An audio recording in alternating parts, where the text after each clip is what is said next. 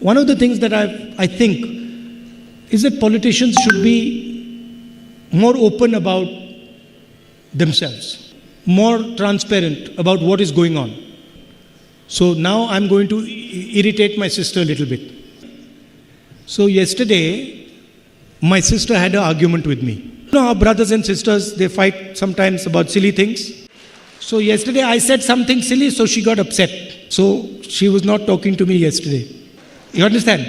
So then I went to see my mother, and I told my mother, my mother said, because my mother was there during the fight, my mother said, so how's your sister? So she said, I told my mother, no, my sister's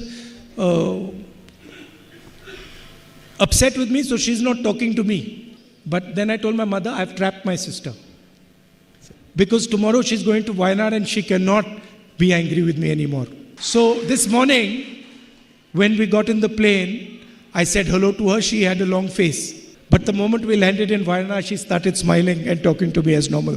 Please understand that is the magic of the people of Wayanad. Thank you very much, and much love to everybody, especially the people who lost family members, who lost friends, who lost property. We are all with you. We are going to stand with you, and we are going to protect you. Thank you.